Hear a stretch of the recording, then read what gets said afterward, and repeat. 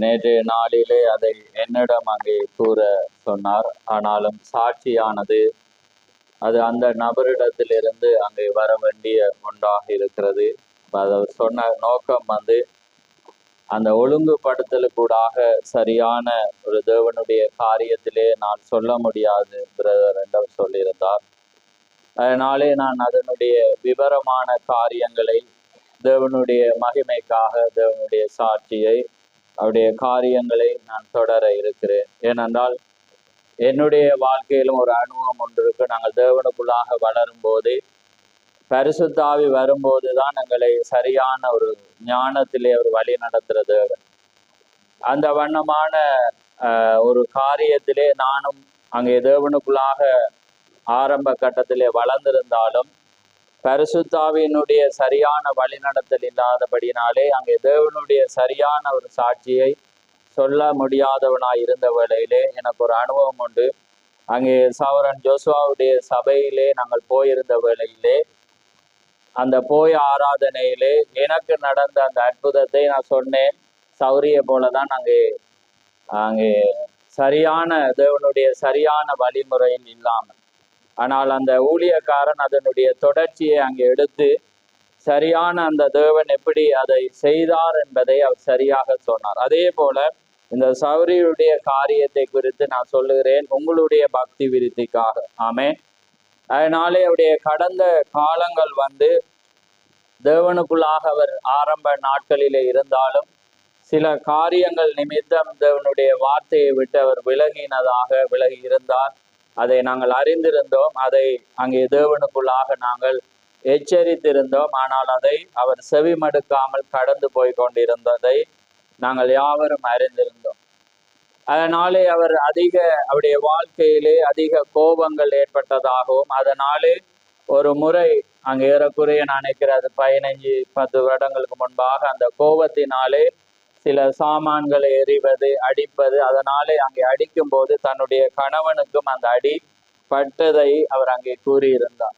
ஆனால் அங்கே அவருக்கு இந்த நாட்களில் ஏற்பட்ட அந்த பலவீனத்தின் நிமித்தம் அவர் மீண்டுமாக அங்கே தேவனுக்குள்ளாக அங்கே போராடி, ஆண்டவரே எந்த இடத்திலே நான் தவற விட்டேன், எங்கே தவற விட்டேன் என்று அவர் அதை சிந்தித்து அங்கே இந்த சபையிலே பேசப்பட்ட கடந்த காலம், இப்போ 4 வருடங்களுக்கு மேலாக இந்த செய்தியானது அங்கே பேசப்பட்டு வருகிறது, அது சேமிக்கப்பட்டிருக்கிறது.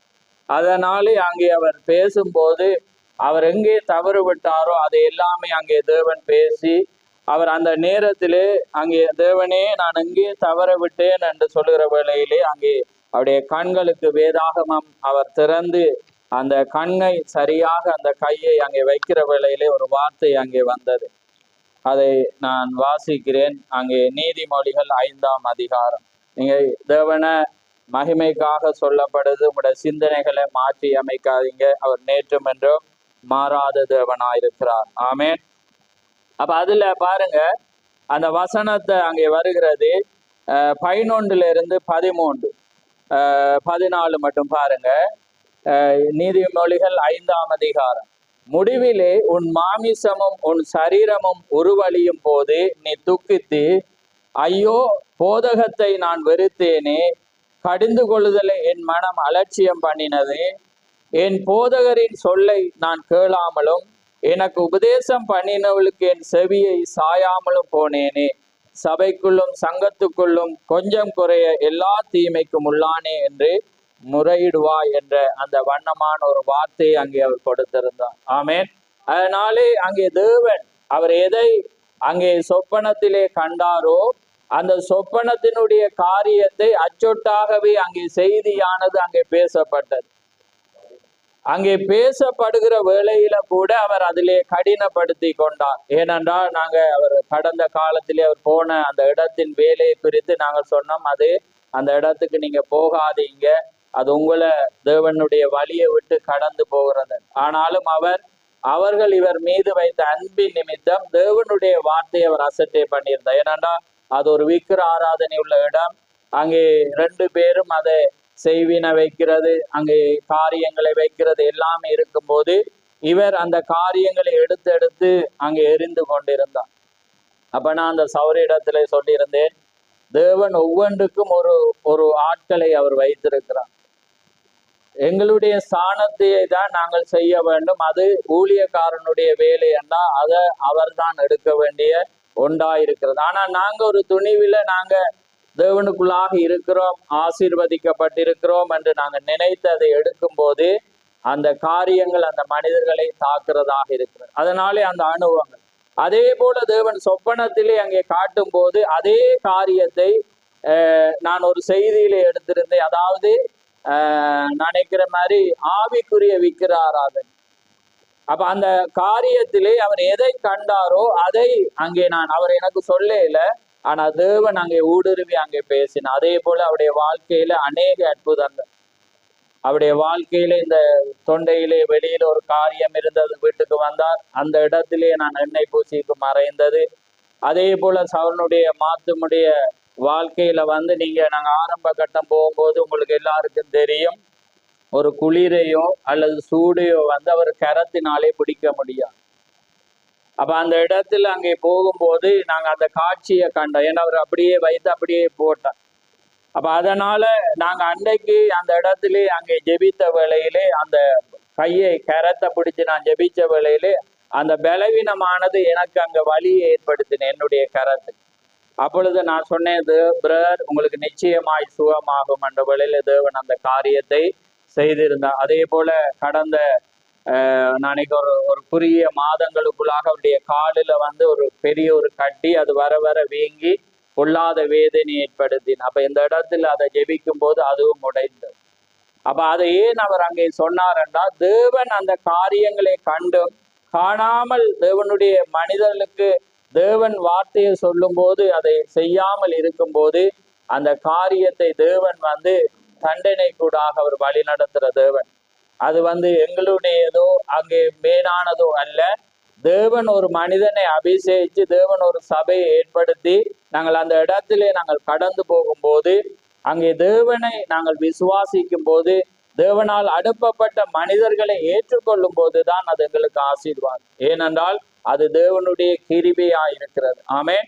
அது மனிதன் கொண்டு வர்ற மேலான படிப்பினாலோ அறிவினாலோ அல்லது பெற்றோர் வழியினாலோ அவர்கள் தெரிவு செய்த சபையினாலோ வர்ற ஒரு ஆரியம் அல்ல, தேவன் வைத்த ஒரு வழிமுறையாயிருக்கிறது. ஆமென். அதனால எனக்கும் சாட்சி ஒழுங்குல சொல்ல தெரியாது. நான் எப்பயுமே தீர்க்கதரிசி வரலாறு பேசும்போது அதே போல நான் இதை சுருக்கமாக சொன்னேன். ஏன்னா அவர் என்னிடத்துல நீண்ட நாட்களாக நான் சொன்ன சாட்சியானது நீங்கள் சொல்லுங்கள். அதனால இந்த நாட்கள்ல விடுபட்ட கடந்த காலத்திலே அங்கே செய்தியை கேட்க முடியாத ஒரு தன்மையில் அவர் இருந்தார். இந்த இடத்துல வந்தாலும் நீங்க தேவி சிஸ்டரா அப்படி இருக்கிறான்ற ஒரு எண்ணம் எங்களுக்கு வரும். ஏனென்றா இந்த இடத்துக்கு வந்தோடனே அவர் நித்திரைக்கு அவர் கடந்து போயிருந்தார். ஏனென்றால் அவருக்குள்ளாக இருந்த ஒரு காரியம். அப்ப இந்த இடத்துல அவர் ஜெபிக்கு வரும்போது நான் அந்த காட்சியை கண்டனேன். அப்ப உடனே நான் அவருக்கு சொன்னேன், இந்த இடமானது ஒரு பெரிய காரியத்துக்குள்ளாக பிசாசு உங்களுக்குள்ளே கிரிய செய்யறதென்று. அதுக்கு பிற்பாடு நாங்க வீட்டுக்கு போய் அந்த காரியங்களை செய்யும் போது அந்த காரியத்தில் இருந்து தேவன், ஏனென்றால் அவர் இருந்த இடமானது அப்படிப்பட்ட ஒரு இடம். ஆனால் தேவன் எளிமையிலே உங்களோடு அவர் பேசுற தேவன். அதனாலதான் நீங்க இந்த மகத்தான செய்தியில் இருக்கிற ஒவ்வொருவரும் நீங்க இதை விசுவாசிக்காட்டி, அஸ்திபாரமே விசுவாசிக்க சொல்லி கத்தர் உண்டென்றும் தம்மை தேடுகிறவனுக்கு அவர் பலனளிக்கிறார். அப்ப நீங்க ஒரு ஆலயத்துக்கு போகும்போது அந்த மனிதனை பார்க்காதீங்க, பலிபீடத்தில் இருந்து வர்ற கத்தருடைய வார்த்தையை பாருங்க. ஒரு மனிதனுடைய சொந்த கருத்து வரும்போது அதை நீங்க ரிஜெக்ட் பண்ணுங்க. ஆனா தேவனுடைய வார்த்தையா இருந்தா அது ஆமேன் என்று விசுவாசி. அப்பொழுது தேவன் நிச்சயமாக உங்களுக்கு அதை அவர் கனப்படுத்துற தேவன். அவர் நேற்றும் என்றும் மாறாத தேவன். அவர் என்றும் ஜெயிக்கிறார். இன்று நீங்க அவரை விசுவாசிக்கும் போது மகத்தான அற்புதங்களை அவர் எங்களோட கண்ணார அவர் செய்து வர்ற தேவனாயிருக்கிறார். அதனால அந்த சௌரிக்காக ஜெபிங்க. இப்ப இந்த நாட்கள்ல அவருடைய அனுபவங்கள் அவர் என்னோடு பேசும்போது நான் எப்பயுமே நான் அவருடைய வீட்டுக்கு போகணும்னு சொல்லும் போது நான் சொல்ற காரியம், என்னுடைய இருதயத்தில் ஒரு இடம் உங்களுக்காக இருக்கிறது. ஏனென்றால் நாங்கள் அதிகமாய் நேசித்த ஒரு சௌரி, நாங்க ஆலயம் இல்லாமல் அந்த இடத்துக்கு போகும்போது எங்களுக்கான பணிவிடைகள் அந்த வருடம் எத்தனை நினைக்கிறக்குறைய 2 வருடம் இருந்தது போல அவ்வளவு காலம் எங்களுக்காக சமைத்து பிரயாசப்பட்டு, அது மாத்திரமில்லை இந்த ஆலயத்தை நான் பார்க்கும்போது இந்த வாசல் கதவு அவர் தான், அங்க மெயின் கேட்டை பார்க்கும்போது அவருடைய பிரயாசத்துல செய்து அதே போல இந்த புல்பீட்டை பார்க்கும்போது, ஆனா அவருடைய வீடு, நான் எப்பயுமே துக்கப்படுகிற காரியம், அவருடைய வீட்டுல ஒரு பாத்ரூம் முடிவு பெறாமலே அவர் இப்படிப்பட்ட ஒரு காரியங்களை செய்யும் போது இன்றைக்கும் எனக்கு வேதனை. ஏனென்றால் அது முடிவு பெறவே இல்லை, என்னதுக்கு பணம் போதிய இது இல்லை. அப்படிப்பட்ட ஒரு மகத்தான ஒரு விசுவாசம் உண்ட ஒரு சௌரி, ஆனாலும் இடப்பட்ட காலம் தேவனுடைய வார்த்தையை கீழ்ப்படியாம போகும்போது போன, ஆனா தேவன் மீண்டும் அவர் திருப்பி கொண்டதுக்காக நான் மிக்க மகிழ்ச்சி அடைகிறேன். அதனாலே அவருடைய துக்கங்களை பகிர்ந்து அதோடு நாங்க பேசி தேவனுக்குள்ளாக ஆலோசனை சொல்ல தேவன் செய்துவர் அந்த கிருபைக்காகவும் தேவன் வார்த்தைக்கு அவரை திருப்புறதுக்காகவும் நான் சந்தோஷம் அடைகிறேன். அப்படிப்பட்ட ஒரு மேலான தேவனுடைய ஜனங்களுக்காக என்னை ஒரு எளிமையான என்னை தேவன் தெரிந்து கொண்டு அங்கே பேசுற கிருபைக்காகவும் அவருடைய நாமத்துக்கு நான் நன்றியை தெரிவிக்கிறேன். ஆமேன். அதே போல நீங்க தேவனை நோக்கி பாருங்க. தேவனுடைய வார்த்தை நேற்றும் என்றும் மாறாது. அதனால அவர் இப்பொழுது பழைய செய்திகளை அங்கே போட்டு நான் அங்கே ஆண்டவரே தவறிட்டு என்னை மண்ணி ஒவ்வொரு காரியங்கள் கேட்கும் போது அங்கே பேசும்போது எனக்கு ஒரு மிகுந்த மகிழ்ச்சி. ஆமேன். என்ன இந்த பூமியில நாங்க எதையும் கொண்டு வரவில்லை. நாங்க போற இளைப்பாறுதலுக்குரிய இடம் அது. அதுக்காக இந்த பூமியில நாங்க எந்த காரியத்தையும் நாங்க மனதுல வைக்காம நாங்க ஒருவர் நேசிச்சு எங்களோட குறைகளை நாங்க மன்னிச்சு நாங்க கிறிஸ்துக்குள்ளாக நடக்க வேண்டும். ஏனென்றா தேவன் தான் எங்களை தெரிந்து கொண்டு அவருடைய கிருபை தான் எங்களை ரட்சிக்க முடியும். ஆமேன். அதனால்தான் நான் அடிக்கடி சொல்ற காரியம், இந்த பூமியில நாங்க ஒருவரை மன்னிக்காம நேசிக்காம நாங்க இருந்து நாங்க அங்க போன பிறகு ஆண்டவரே இன்னொருக்கு அனுப்பு, நான் அந்த மனிதன்ட்ட மன்னிப்பை கேட்டு வாரேன், அல்லது அங்க அனுப்பு நான் அந்த உதவியை செஞ்சுட்டு வாரேன், நீர் அங்க அனுப்பு நான் இனி தொடர்ந்து ஆலயத்து போவேன்ன்றதை நம்ம பேசி அதான் தீக்க சொல்லி நாங்க இருக்கும் போதே நாங்க அதை நிறைவேற்றணும். அங்க போனோன்னு நாங்க இங்க வரையணும். அதான் அந்த ஐஸ்வர்யா லாசர் சொல்றான், என்ன அனுப்பும் அல்லது இந்த லாசர் அனுப்பும் அல்லது அவருடைய அந்த தீக்கரசிகளுக்கு செவி கொடுக்க உயிரோடு ஒரு மனிதன் மரிச்சவன் உயிரோடு எழுப்பி போனாலும் அது கேட்கப்படும். அதனால இந்த பூமியில வாழ்கிற நாட்கள்லே எங்களை மேன்மையாக எண்ணாத வண்ணம் நாங்க ஒருவர் தாழ்த்தி, வேதம் சொல்லுது மற்றவங்க உங்களுக்கு இப்படி செஞ்சுட்டான், நீங்க மற்றவங்க உங்களுக்கு இப்படி செஞ்சான்று என்று நீங்க சொல்லாம நீங்க அவர்களுக்கு அதை செய்யுங்க என்று வேதம் சொல்லுகிறது. ஆமேன். அதனால கர்த்தர் தாமே உங்கள் ஒவ்வொருவரையும் ஆசீர்வதிப்பாராக. நாங்க யாவரும் எழுந்திருந்து நாங்க தேவனுடைய வார்த்தையை திறக்கிறதுக்கு முன்பாக அவருடைய மகத்தான அந்த ஆக்கியோன் இடத்திலே எங்களை முழுவதுமாக நாங்கள் தாழ்த்துவோம். நன்றி ஆண்டவரே, நன்றி கர்த்தாவே, மது சோதரம் ஆண்டவரே, மகதான தேவனே, தேவாதி தேவனே, எங்களை உடைய கரத்திலே தாழ்த்துறோம் கர்த்தாவே.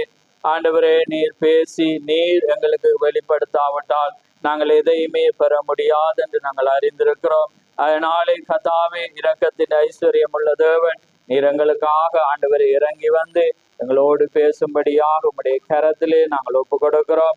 ஆண்டவரே, வந்த ஒவ்வொரு பிள்ளைகளை ஆசீர்வதியும். தர்மையான நேரத்திலே கர்த்தாவே, ஒவ்வொரு பிள்ளைகளோடு உம்முடைய கிருபை கூட இருக்கட்டும். இந்த நாளிலே வந்த ஒவ்வொரு பிள்ளைகளை ஆசீர்வதியும். ஒவ்வொருவரை நீர் அறிந்த தேவன் கர்த்தாவே. ஒரு உலக மனிதன் கூட ஆண்டவரே ஒரு தன்னை தேடி வரும்போது எதையாவது கொடுக்க வேண்டும், எதையாவது செய்ய வேண்டும், எப்படியாவது அவனுடைய மனம் ஆண்டவரே அவனுக்கு இலவுபடுகிறதை நாங்கள் பார்க்கிறோம். அப்படியானால் 1000 தலைமுறைக்கு இறங்குற தேவன், இரக்கத்தில் ஐஸ்வர்யம் உள்ள தேவன் கர்த்தாவே, இந்த இடத்திலே உம்மை தேடி வந்தவர்களை நீர் காண்கிற தேவனாயிருக்கிறபடினால் அந்த அழியாத ராஜ்யத்தையும் அழிவில்லாத அந்த நித்தியத்தையும் ஆண்டவரே நீர்களுக்கு கொடுத்து கர்த்தாவே அந்த இளைப்பாதலுக்குள்ளாக பிரவேசிக்க நீர் செய்ய போற கிருபைக்காக உமக்கு ஸ்தோத்திரம். வந்த ஒவ்வொரு பிள்ளைகளை ஆசீர்வதியும். வராத ஒவ்வொரு பிள்ளைகளோடும் உம்முடைய இரக்கம் கூட இருக்கட்டும். திறக்க போற வார்த்தை ஆசீர்வதியும். அந்த வார்த்தையிலே நீர் மகிமைப்படும். அந்த வார்த்தையை கொண்டு நீர் எங்களோடு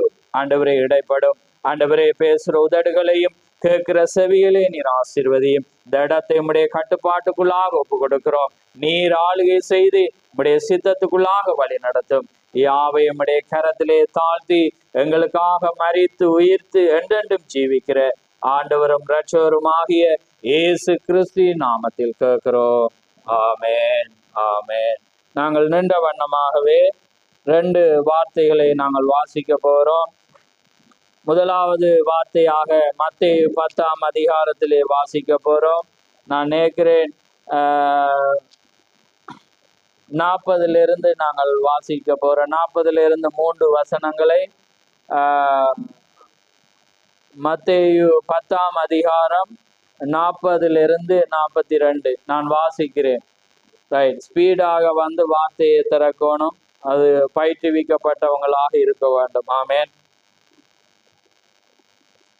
உங்களை ஏற்றுக்கொள்ளுகிறவன் என்னை ஏற்றுக்கொள்ளுகிறான், என்னை ஏற்றுக்கொள்ளுகிறவன் என்னை அனுப்பினவரை ஏற்றுக்கொள்ளுகிறான். தீக்கர்சி என்னும் நாமத்தின் நிமித்தம் தீக்கர்சியை ஏற்றுக்கொள்ளுகிறவன் தீக்கர்சிக்கு ஏற்ற பலனை அடைவான். ஆமேன். நீதிமான் என்னும் நாமத்தின் நிமித்தம் நீதிமானை ஏற்றுக்கொள்ளுகிறவன் நீதிமானுக்கேற்ற பலனை அடைவான். ஆமேன். சீசன் என்னும் நாமத்தின் நிமித்தம் இந்த சிறியரில் ஒருவனுக்கு ஒரு கலசம் தண்ணீர் மாத்திரம் குடிக்க கொடுக்கிறவனும் தன் பலனை அடையாமற் போகான் என்று மெய்யாகவே உங்களுக்கு சொல்லுகிறேன் என்றார். ஆமேன்.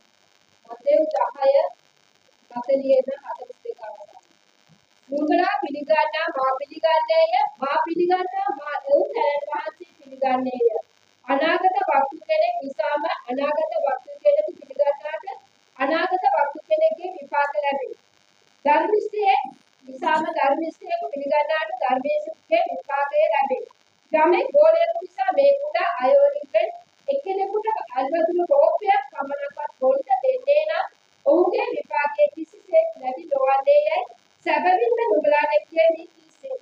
ஆமேன். அடுத்ததாக மல்கியா 4ஆம் அதிகாரம் 5-6 நாங்கள் வாசிக்க போறோம். மல்கியா 4ஆம் அதிகாரம் 5-6 எங்களுக்கு பரிச்சயமான ஒரு வார்த்தை என்றாலும் நாங்கள் இந்த நாளுக்காக நாங்கள் வாசிப்போம். மல்கியா 4ஆம் அதிகாரம் 5-6. இதோ கர்த்தருடைய பெரிதும் பயங்கரமான நாள் வருகிறதற்கு முன்னே நான் உங்களிடத்தில் எலியா தீர்க்கதரிசியை அனுப்புகிறேன். நான் வந்து பூமியை சங்காரத்தால் அடிக்காதபடிக்கு அவன் பிதாக்களுடைய இருதயத்தை பிள்ளைகளுக்கும் பிள்ளைகளுடைய இருதயத்தை அவர்கள் பிதாக்களிடத்திலும் திருப்புவான். ஆமேன்.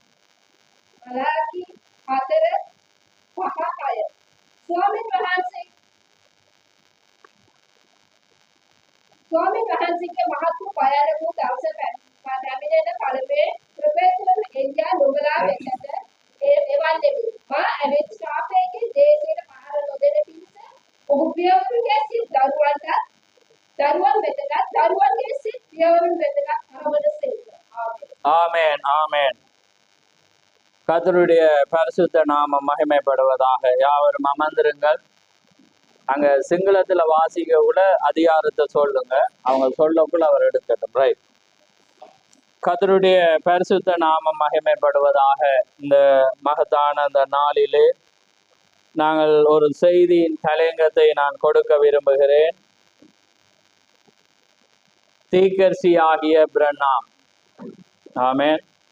இது தேவனால அழைக்கப்பட்டவங்களுக்கு, தேவனுடைய மகத்துவங்களை அறிஞ்சவங்களுக்கு இந்த ஒரு தலையங்கம் மகத்தானதாக இருக்கும். ஆமேன். வெளிப்பாடதை பெறாதவங்களுக்கோ அவங்க அதை சிந்திப்பாங்க. ஏனென்றால் என்னடா இந்த நாள்ல இவரை போய் சொல்லுறாங்க. ஆமேன். ஆனா நாங்க ஆதியாமத்திலிருந்து எந்த நாளும் ஆபிரகாம் ஆபிரகாம் ஆபிரகாம், சாராள் சாராள் என்றுட்டு பேசுவோம். என்ன அங்கால ஈசாக்கு ஈசாக்கு, தாவிது தாவிது, என்ன அங்க தீர்க்கதரிசி பேரை வைக்கிற தீர்க்கதரிசி ஆகிய எலிசா, தீர்க்கதரிசி ஆகிய என மோசே, தீர்க்கதரிசி ஆகிய என அப்படியாக வைப்பாங்க.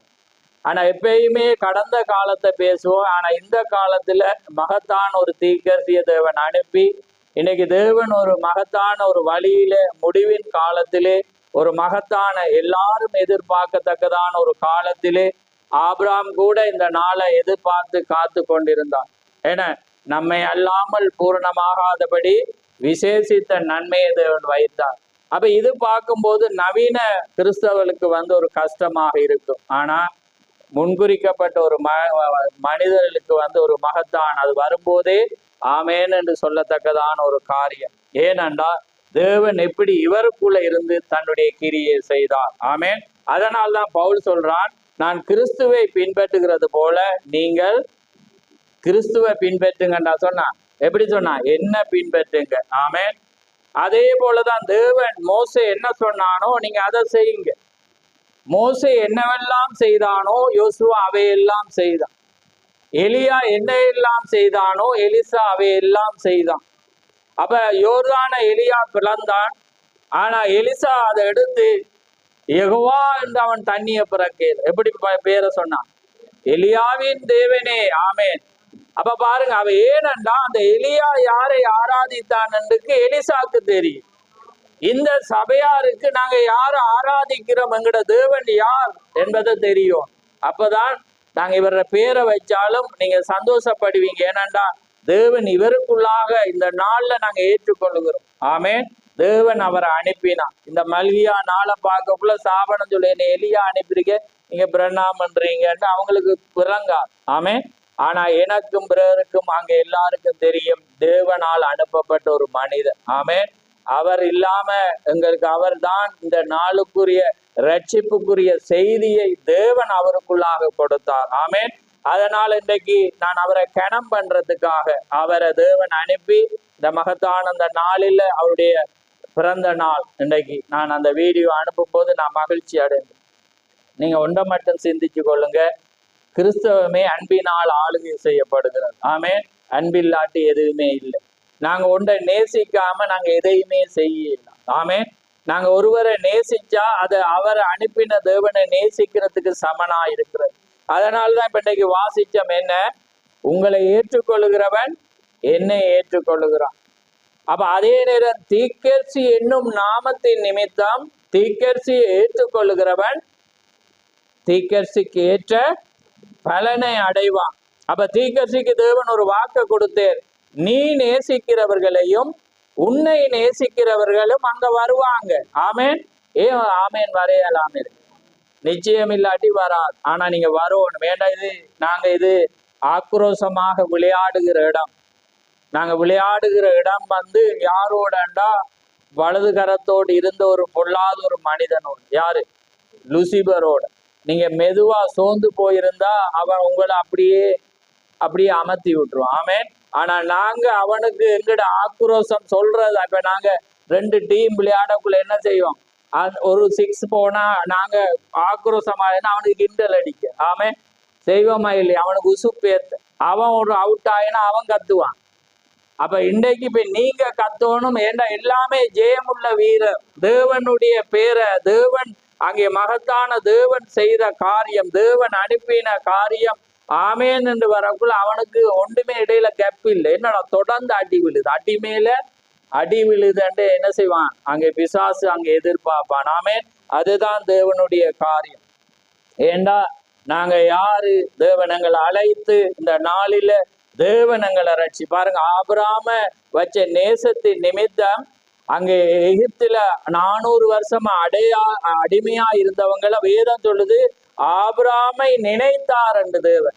ஆபிரகாமின் நிமித்தம் தேவன் என்ன செய்யறேன்னு அந்த ஜனங்களை ரட்சிக்க மகத்தான ஒரு மோசே அனுப்பினார். ஆமேன். அதே போலதான் தேவன் இந்த நாள்ல எங்களை ஆபிரகாமின் சந்ததியாகி எங்களை நினைத்தபடினால தேவன் இந்த மனிதனை அனுப்பினார். ஆமேன். இந்த நாள்ல அவர் இந்த அடையாளத்தை காணும் போதுதான் எங்களுக்கு ஒரு காரியம். ஏண்டா நீங்க வேதத்துல பாத்தீங்கன்னா தீக்கர்சிகள் எப்பயும் ஜனங்களுக்கு அடையாளமா இருக்கிறாங்க. தீக்கர்சிகள் வந்துட்டாங்கண்டா அங்க அழிவு நியாய தீர்ப்பு வரப்போறது என்பது அடையாளமா இருக்கிறது. ஆமேன். ஏனென்றா தேவன் அங்கே ஒரு அழிவுக்கு முன்பாக ஒரு தீக்கர்சியை அனுப்புவார். ஆமேன். அந்த அழிவுக்கு முன்னாக ஒரு தீக்கர்சி வருவார். எப்பயுமே நோவாட காலத்துல ஒரு அழிவு வர முன்பு நோவாவை கொண்டு வந்தார். ஆமேன். அதே போல 2ஆம் கட்டத்துல வரும்போது ஒரு அழிவு வருகிறதுக்கு முன்பாக யூதர்களுக்கு இயேசு கிறிஸ்து வந்தார். இன்றைக்கு தேவன் 3ஆம் யாத்திரையில தேவன் அங்கே பூமியை சங்காரத்தினால் அழிக்கிறதுக்கு முன்பாக தேவன் ஒரு தீக்கர்சி அனுப்பினார். ஆமேன். எப்பயுமே 3லே கிரிய செய்யற தேவன். அன்னைக்கு அவர் என்ன செய்தார், வெளியே அழைத்தார்.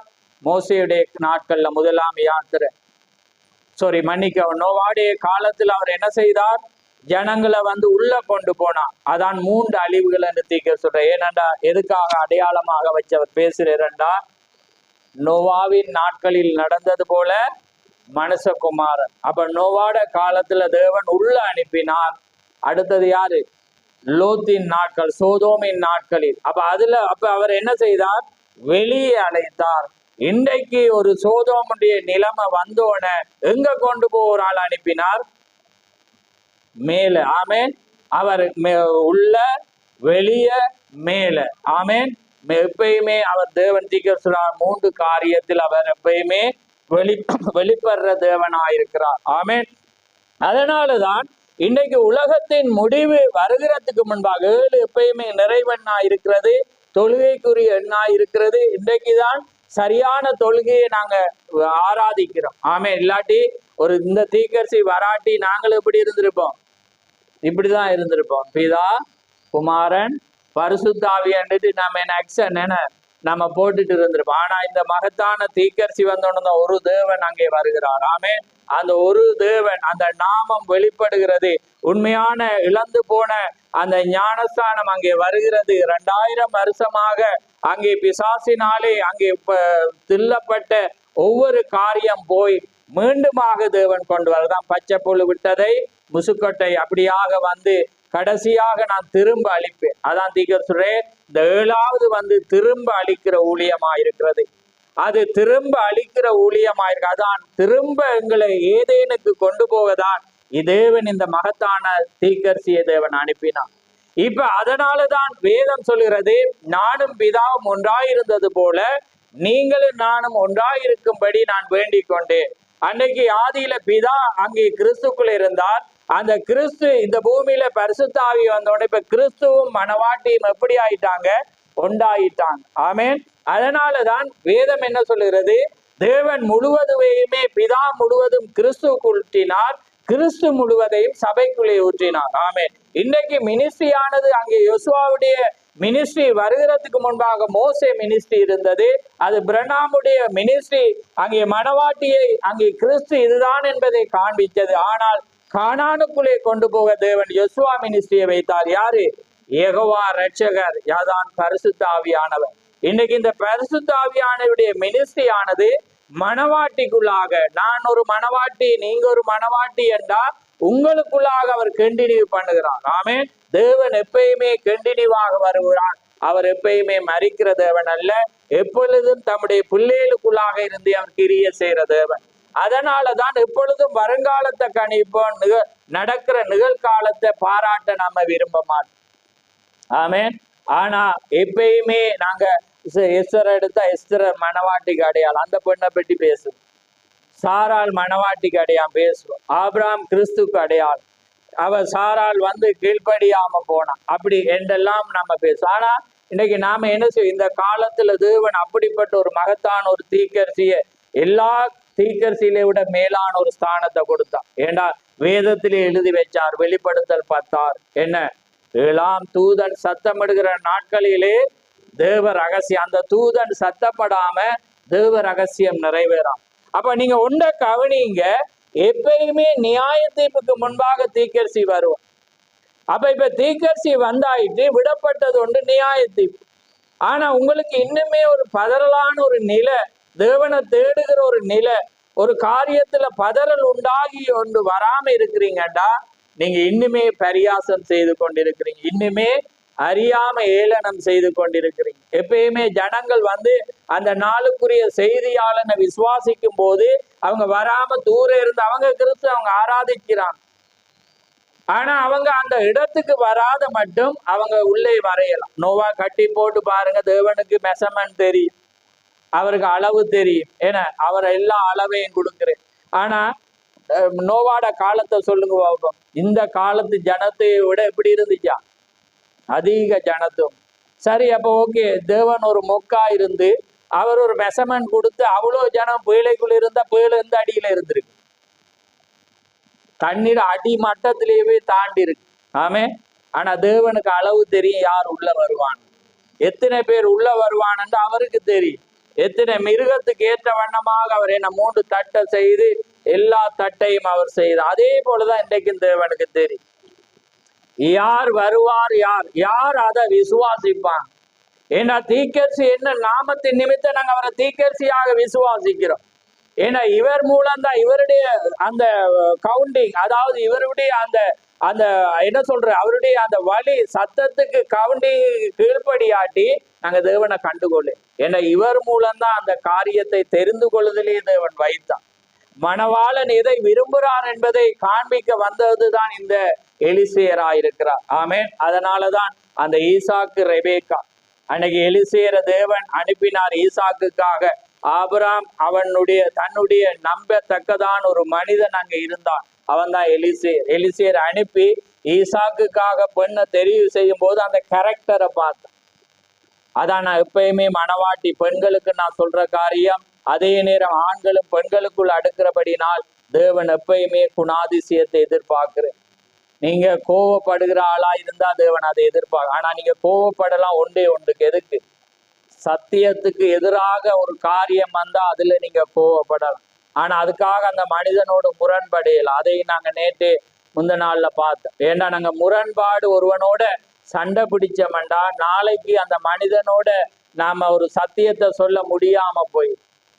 ஆனா இந்த செய்தியில தேவன் எங்களுக்கு கற்றுத்தந்த காரியம் ஆபிரகாமுடைய லோத்து இன்னைக்கு தீர்க்கதரிசிகளுக்கு அவருடைய வாழ்க்கையில ஒன்றை கற்றுத்தந்தார். என்ன?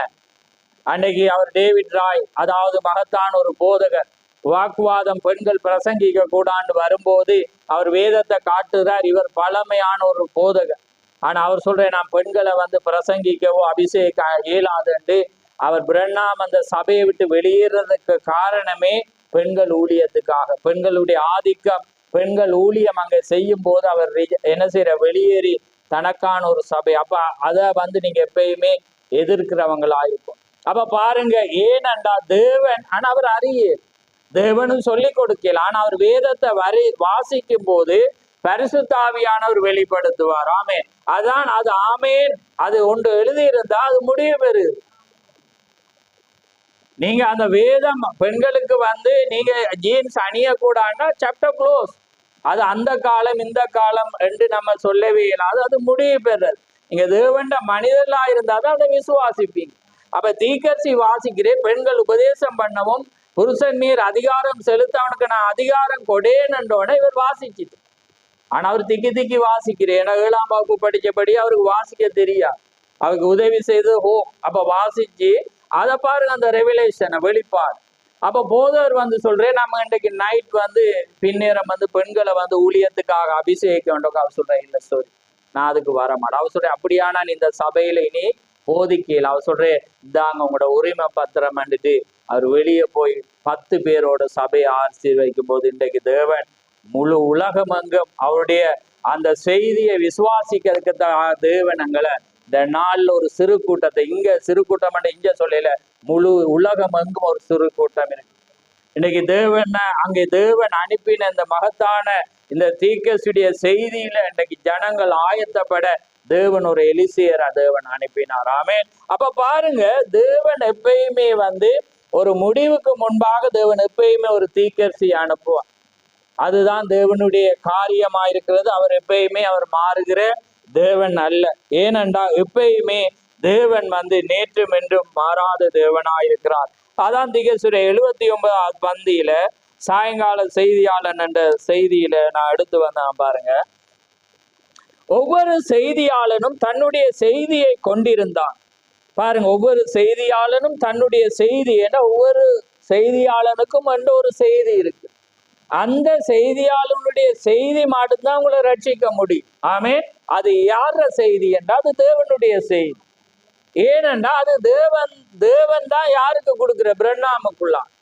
பிரண்ணாமுக்கு என்ன செய்யற? தேவன் அந்த செய்தியை கொடுக்குறேன். எப்படி சொல்ற? அவர் இவருக்குள்ளால பெற்றோன யாருக்குள்ளால திரும்ப போகுது? யோவான்ட ஒரு சத்தம் என்ன சொல்லுது? நீ அதை வாங்கி புசிச்சு ராஜாக்களுக்கும் என்ன ஒவ்வொருவருக்கும் நீ என்ன செய்? தீர்க்கதரிசன முறை. இப்ப நீங்க ஒரு செய்திய நீங்க என்ன செய்யணும்? நீங்க முதலாவது புசிக்கும், உங்களுக்குள்ளாக கொண்டு. இப்ப நான் தான் அன்னைக்கு ஒரு சவனோட பேசக்குள்ள அவங்க சொல்றாங்க, இப்ப இலங்கையில மாறி அவங்க புத்தகங்களை கொண்டு மேல வாசிக்க மாட்டாங்க. அதுக்காக அவரை ரிஜெக்ட் பண்ண இல்லை. அவங்க எப்பயுமே பிரண்ணாம் ஏன்னா பிரதர் பிரண்ணாம் மட்டும் தான் சொல்லுவாங்க. இன்னைக்கு ஆக்கள் என்ன மனுஷகுமாரன்ன்றாங்க, கடவுள்ன்றாங்க. ஏன்னா அவங்க எல்லாம் அப்படி இல்லை. பிரதர் பிரண்ணாம், ஏன்னா நாங்க இன்னைக்கு தீர்க்கதரிசி பிரண்ணாம் பண்றோம். ஆமே. அப்ப அந்த வண்ணம் அப்ப அவங்க என்ன செய்வாங்கன்னா தீர்க்கதரிசி பெற்ற செய்திய முழுவதுமா வந்து புசிச்சிருவாங்க. இப்ப புசிச்சுட்டு வந்து இங்க பிரசங்கிக்குள்ள வந்து அவங்க பேசுறது வேதத்தை கொண்டு தீக்கரிசி பேசின வெளிப்பாடு. ஆனா இங்க பேசின என்ன நடக்குமாண்டா, இவர் எங்க பேசுற இப்படி இல்லையே வேதத்துல அப்படி இல்லையே என்று அந்த குழப்பங்கள் வரும். ஏன்னா இலங்கைக்கும் அதுக்கும் நிறைய வித்தியாசம். அங்க சபையண்டு இருந்தாலே அது தீக்கரிசியிட விசுவாசிக்கிற சபை. அங்க எல்லா பிள்ளையில இருந்து பெரியவங்க மட்டும் ஒரே ஞானஸ்தானம் பெற்றவங்களா இருப்பான், ஒரே வஸ்திரத்தோட இருப்பான். இங்க வந்து எல்லா கலப்பும் இருக்கு. ஏன்னா கலப்பு இருக்கக்குள்ள வந்து அவங்களுக்கு இவர் சொன்னதாலதான் நாங்க சொல்றோம்ன்றது சொல்லுவோம். ஆனா காலப்போக்குல நீங்க ஆழமா நீங்க செய்து படிச்சா, நான் பிரசங்கிக்கக்குள்ள நீங்க எங்க நான் பேசுறேன்றது தெரியுமா இல்லையா? ஏனண்டா அப்ப உங்களுக்கு ஆமேனன்று வரைய நீங்க பேசினதுதான் வருது. இப்ப நான் நீங்க செய்தியும் வாசிக்கிறீங்கள வேதமும் வாசிக்காட்டி நான் ரெண்டையும் வாசிச்சு காட்டிதான் போகும். இப்ப நீங்க ஆழத்துக்குள்ள இருந்தா நான் இதை சொல்லிட்டே போவேன். நீங்க ஒவ்வொன்றுக்கும் ஆமேன்னு சொல்லுவீங்க. ஏன்னா அதுதான் உலகத்துல முடிவுல அழிவுக்கு முன்பு தேவன் ஒரு தீக்கரிசி அனுப்புவான். அப்ப பாருங்க, அதுதான். அப்ப அதனாலதான் நிறைய பேருக்கு அது இடரல் ஆயிருக்கு. என்ன இப்ப இது வாசிக்கணும், இவர் பைபிள வாசிக்காம இங்க வாசிச்சுட்டு இருக்கிறேன். இப்ப நான் வாசிக்கிற காரியம் எனக்கு தெரியும். நான் ஒவ்வொன்றா எடுக்கக்குள்ளே நான் என்ன எழுப்பினோனே நான் எடுத்து புத்தகங்களை படிச்சது. அதே போல நீங்க வந்து மனவாட்டியா இருந்தா புசிச்சிருவீங்க. புசிச்சோன்னு உங்களுக்கு கோர்ஸ் தெரிய தேவையில்ல. பிறகு நீங்க சொன்னது எங்கன்னோன்னு நீங்க மதம் மறைப்பீங்க, ஆனா செய்தி மறக்கா. நீங்க இப்ப அது எங்க இருக்கு இங்க இருக்கு ஆக்கள் அப்படிதாங்க பங்கு.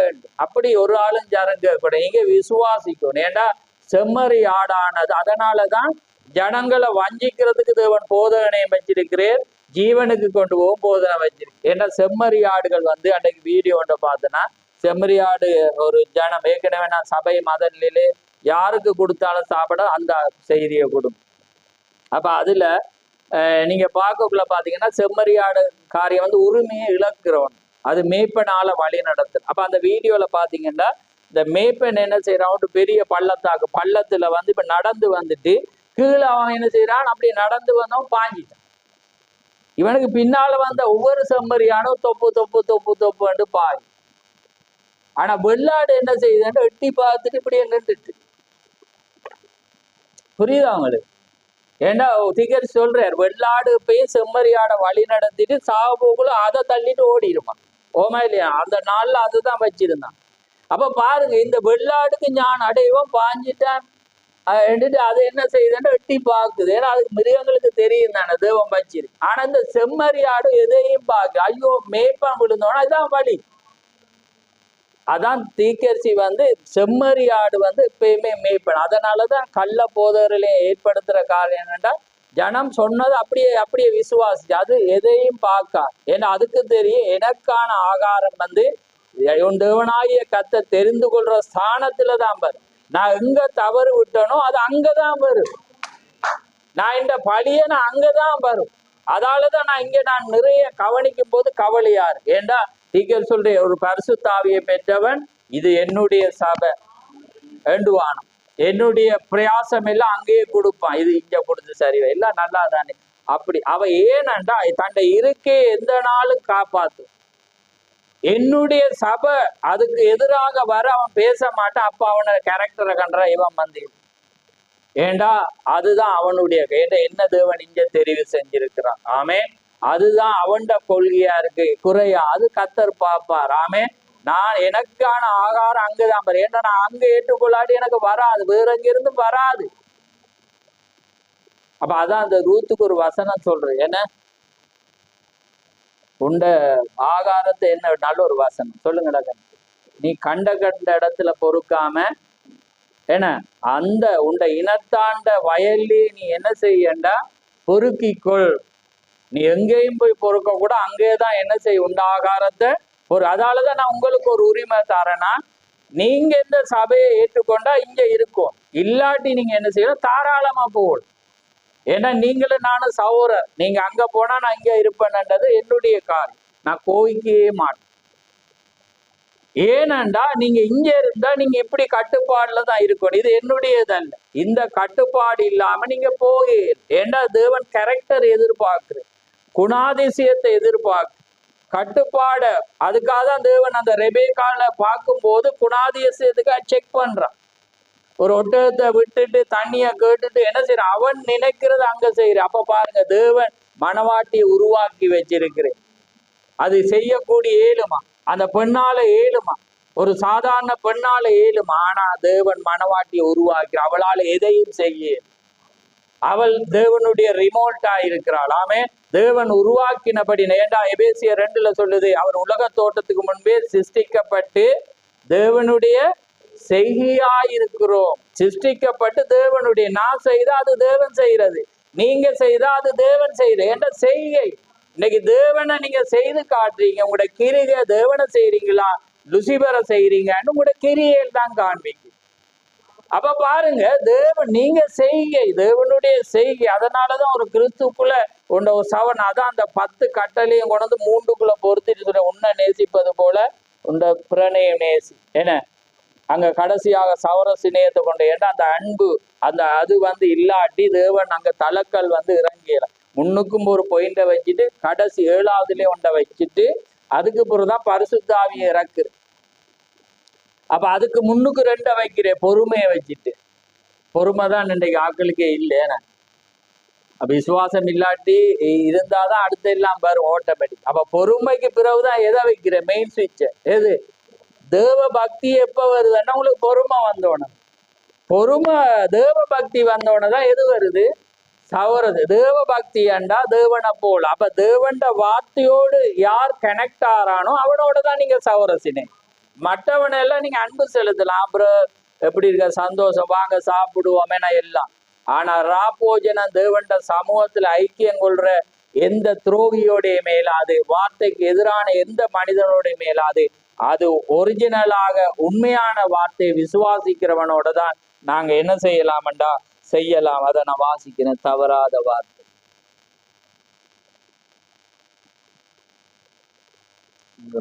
Right. 82வது பங்கு.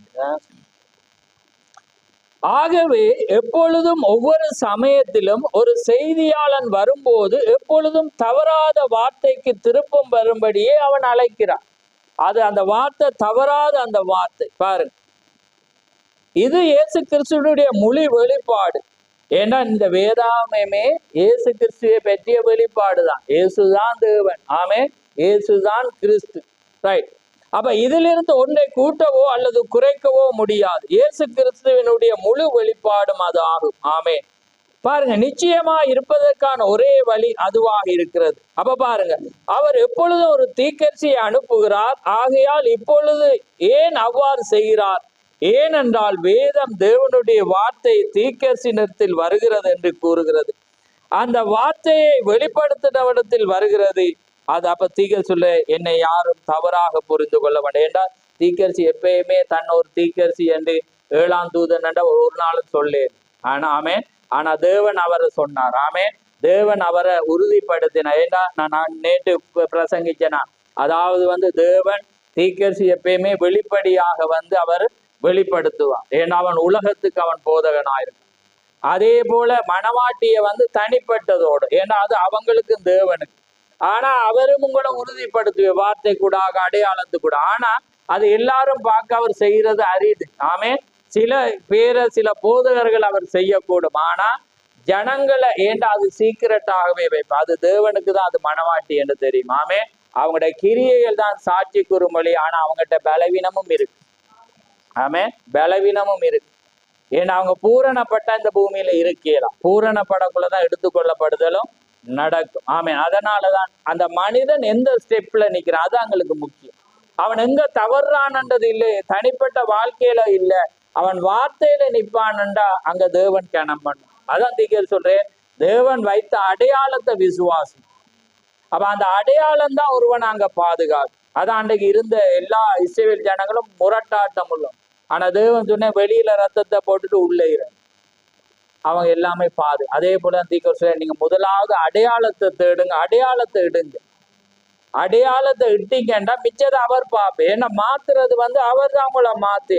ஏன்னா அவர் தான் உருவாக்கினவர், அவர் தான் உங்களை மாத்த முடியும். கோணலாக்கினதை நேராக்கவும் அவர் தான் முடியும், நேராக்கினதை கோணலாக்கவும் முடியும். எந்த மனிதனுக்கு அங்க உரிமை. ஆமே, அதனால நீங்க வார்த்தையை விசுவாசி வரும்போது தேவன் ஒரு நாள் என்ன செய்வார், உங்களை அங்க மாத்துவார். நிறைய நல்லது இருக்குது. ஆனா நான் அந்த வேறொரு தீர்க்கதரிசிய காரியங்களை அந்த வார்த்தை ஏண்டா அந்த செய்தியை நீங்க அவமதிக்க கூடாது. ஆமென்.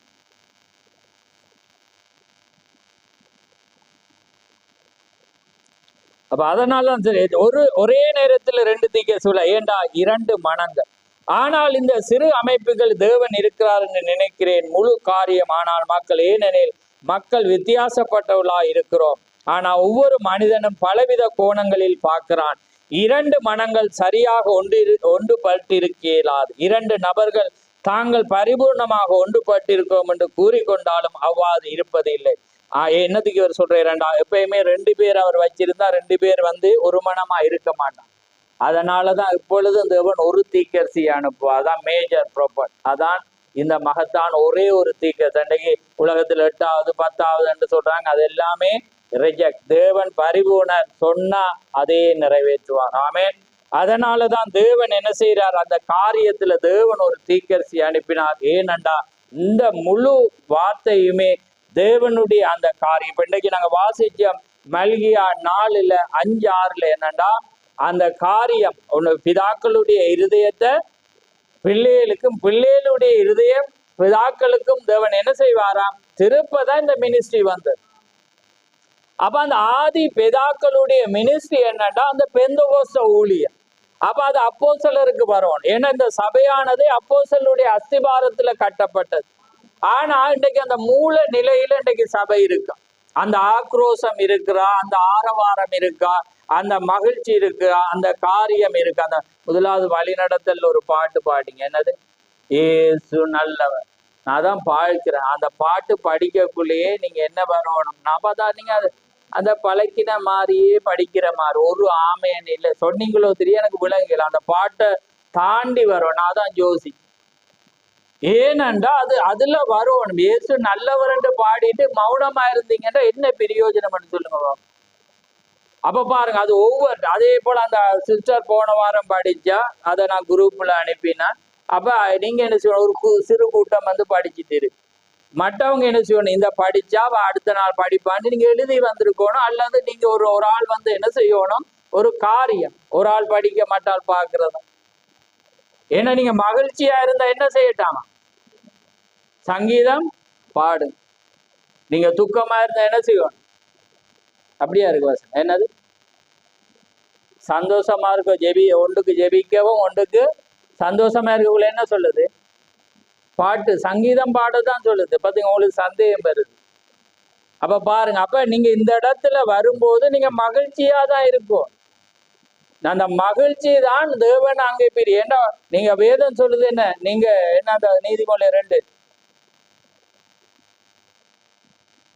நீ மனமகிழ்ச்சி ஆயிரு, கத்தர் உன் இருதயத்தில் உள்ள வேண்டுதெல்லாம் நிறைவேற்றுவார். கத்தருக்குள் மனமகிழ்ச்சியா இருப்பதே என்ன என்ன நல்ல வசனம் சொல்லுங்க, எனக்கு வருது இல்லை. ரைட், ஓகே, சொல்ற. அப்போ சரி, ஓகே, எனக்கு விளங்குது இல்லை, இல்லாட்டி காது போயிட்டோ தெரியல. எனக்கு அது உண்மையா தெரியும். இப்போ அது விளங்குது, ஏன்னா நல்ல சத்தம் தான் எனக்கு விளங்குது. ஏன்னா அந்த ஏஜ் வரக்குள்ள அப்படி குறையும். என்ன 40 நியாயத்தின் எண்ணாயிருக்கு. அப்பதான் அது மனிதனுக்கும் எல்லாமே கண் மங்கும், என்ன காது குறையும், என்ன எல்லாமே ஏனென்னா அது எல்லாமே ஒரு உயிர்த்தெழுதல் இருக்கிறது என்பதை காண்பிக்குது. ஏன்னா அங்க அழியாத ஒன்று எங்களுக்கு, ஏன்னா குறைவுபடாத ஒன்று, பவரான ஒன்று அங்க இருக்க போகுது. ஆமேன். அதுதான் அது காண்பிக்குது. அதே போலதான் தீர்க்கதரிசிக்கும் அந்த டைம் வரக்குள்ள எல்லாமே மங்குது. அப்புறம் அவர் சொல்றேன், ஏன்னா அந்த தீர்க்கதரிசிக்கு முடி கொட்டுது, ஏன்னா கண் பார்வை இழக்குது, கால் வலி ஏற்படுது, எல்லாமே வருது. ஏன்னா அப்ப அவர் சொல்றாரு அந்த காரியத்தை. அதே போல அதே நண்டா பயப்படாதீங்க, எங்களுக்கு அழியாத ஒன்று அங்க இருக்க போறது. ஆமே. அதனால இந்த பூமியில பாடி இருக்கும், வியாதி இருக்கும். ஏண்டா நாங்க எங்களை உயர்த்தி கொள்ளாதபடி எங்களுக்கு தேவன் ஒரு முள்ள வச்சிருப்பார். ஆமே.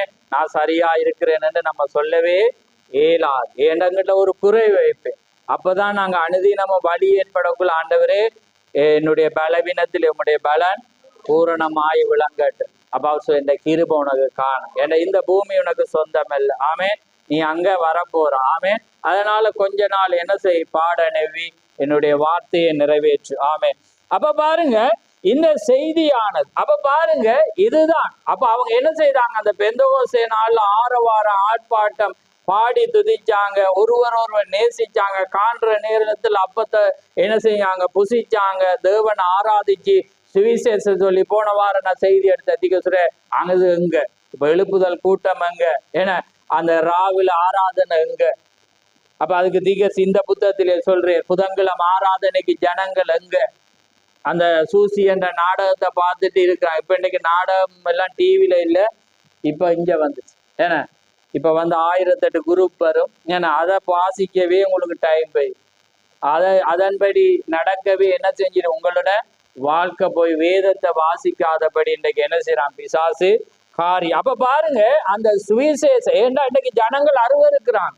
இன்றைக்கு இந்த இடத்துல ஒரு ஆக்ரோஷமா ஆராதிச்சு சந்தோஷப்பட்டு இன்னைக்கு பாடி மகிழ்ந்தா அது ஜனத்துக்கு ஒரு விருப்பம் இல்லாத நிலவர் வருமா இல்லையா? ஏன்டா நீங்க அப்படி கடைபிடிச்சிட்டீங்க. இப்ப அது ஒருவருக்குள்ளாக உருவாகி வரும்போது அது என்ன செய்யுமாண்டா, உங்களுக்கு அது கஷ்டமாகும். அப்ப அதனாலதான் நான் அந்த காரியத்தை ஒன்றை சொல்றேன். ஏண்டா அந்த ஒரு கொடூரமான ஒன்றை நான் அதை தீக்கரிச்சிட்ட வரலாறு நான் பார்த்துட்டு வர்றபடினால உங்களுக்கு தெரியும் அந்த ஹோப்புடைய மரணம் எப்படி ஏற்பட்டது. தேவன் அழகான ஒரு பெண், அவர் பிரணாம் அதிகமாய் நேசித்த பெண், அவர் என்ன செய்யற பெந்தகோஸ்த ஒரு ஆராதனைக்கு போய் பார்த்த வேளையில அந்த ஜனங்கள் ஆரவாரிச்சு ஆராதித்து துள்ளி பார்க்கல, அவங்களோட கார்ல பார்க்கல ஜீசஸ் ஒன்லின்னு அவங்க அடிச்சிருந்தாங்க. அந்த ஆராதனைக்கு பார்க்கும்போது அவங்களோட ஆராதனை முறை அவங்க ஆக்ரோஷமா இருக்கக்குள்ள அவர் அதை பார்த்து சந்தோஷம் அடைஞ்சு அவருக்கு என்ன செய்யற, இவர் பிரசங்கித்ததை கேட்டு அவருக்கு 1 வருஷத்து ஆராதனையை புக் பண்ணிட்டாங்க.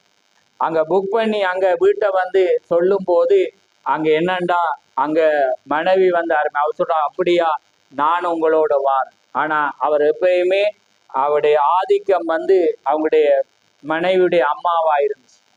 அப்ப தீக்க சொல்றேன், அந்த மனைவி அவங்களோட அம்மா வந்து பொல்லாத வாய்க்காரி, அவள் வந்து பொல்லாத வாய்க்காரி, உணர்ச்சி வசப்பட்டு பேசுற ஒரு சகோதரி.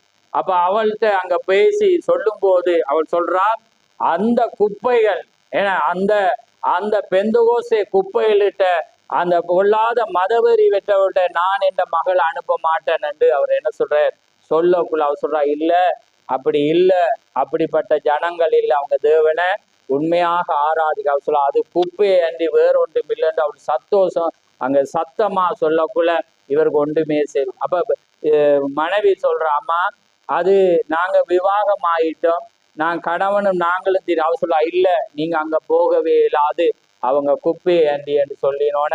அப்ப தீக்கரிசிட்ட மனைவி சொல்றா, நீங்க அம்மா சொன்னா பரவாயில்ல, நான் உங்களோட இருக்கிறேன், நான் வாரேன், நீங்க போங்க. அவர் சொல்ற, இல்ல நான் மற்றவங்களோட உங்களோட அம்மாவோட உணர்வை நான் மீறி நான் அந்த இடத்துக்கு போக விருப்பம் இல்லைன்னு அவர் என்ன சொல்றேன் சொல்லி அங்க நின்ற பிற்பாடு அங்க ஸ்டார்ட் ஆகும் அவருடைய மனைவியுடைய மரணம். அந்த உணர்வு பூர்வமான காரியத்தை இப்ப நான் சொன்னா அது வேற மாதிரி போகும். ஆனா நான் ஸ்பீடா போறேன், ஏனென்ற அந்த மல்கியா நாளுக்கு நான் வர போறேன், அதுக்காக.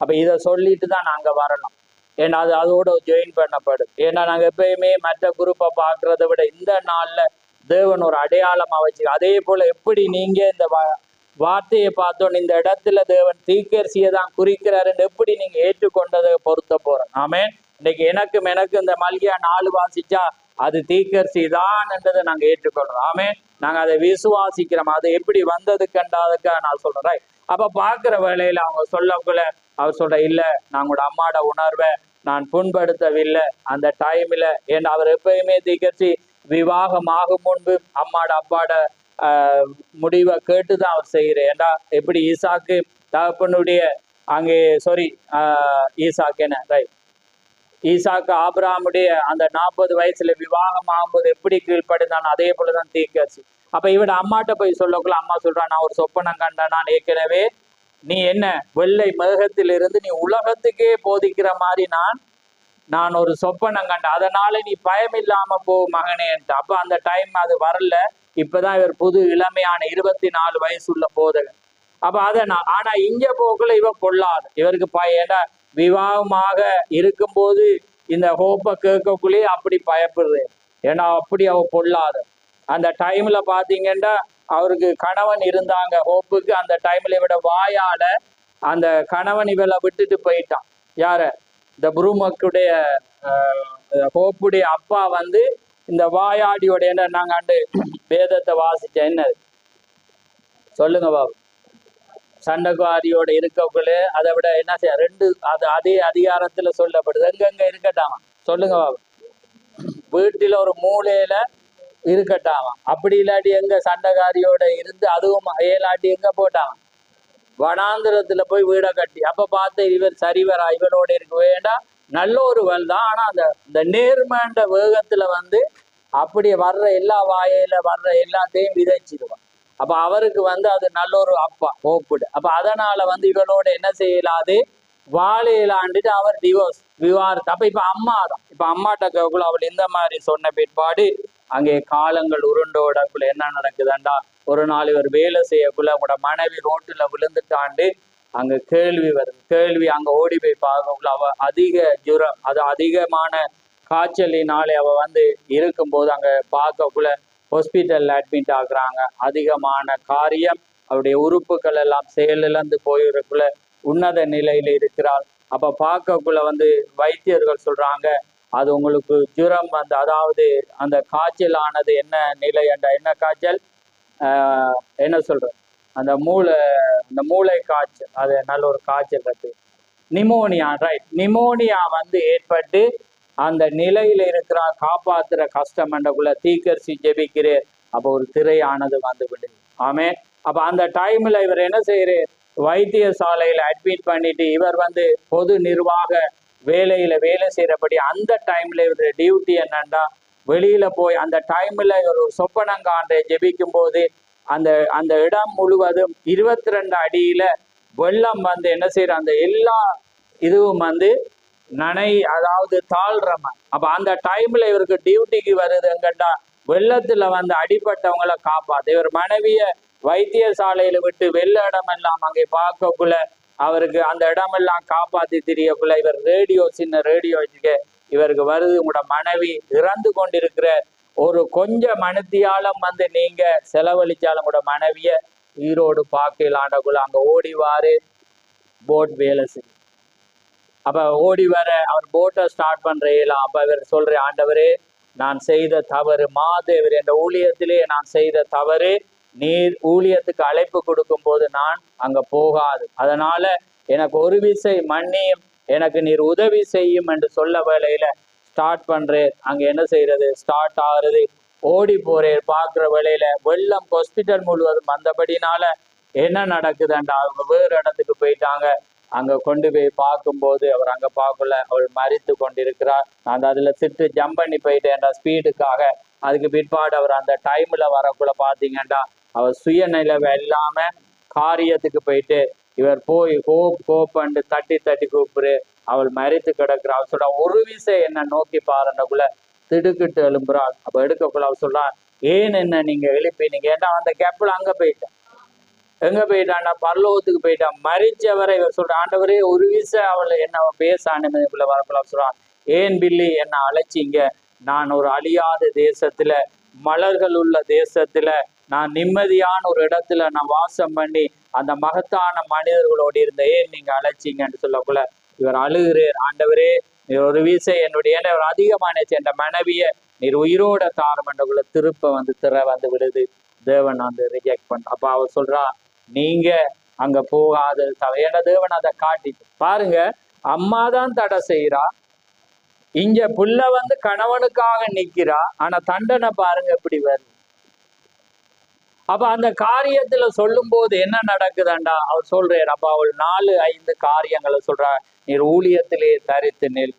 அடுத்தது அவர் சொல்றார் என்னுடைய பிள்ளைகளுக்காக நீர் என்ன செய்யணும், மறுபடியும் நீர் ஒரு விவாகம் பண்ணணும். அதே நேரத்தில் அவர் சொல்றார் நான் வந்து உமக்காக ஒரு பணத்தை சேமிச்சு வச்சிருக்கிறேன் அலுமாரியில கீழே. ஏன்னா அவ்வளவு வறிய நிலை, கணவனும் மனைவியும் வேலைக்கு போறாங்க, அப்படி செய்து கொண்டுதான் ஊழியம் செய்யற.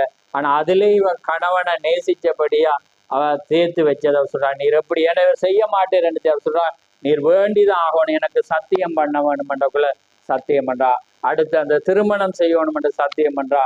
இன்னொன்று என்னண்டா அதுக்கு முன்னால பாத்தீங்கன்னா இவ அந்த கிறிஸ்மஸ் வாரபடினால ஒரு உடுப்பு வாங்க சொல்றேன்.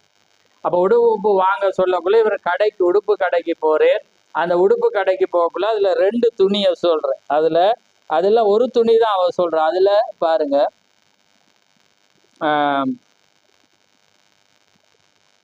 இதுல வந்து ஜிப்பான் என்ற ஒரு துணி வந்துதான் பெண்கள், இளமையான பெண்கள் போடுற துணி. அடுத்தது ரேயான். அப்ப இவர் அந்த கடைக்கு போகக்குள்ள இவருக்கு வசனம் வழியா வராது.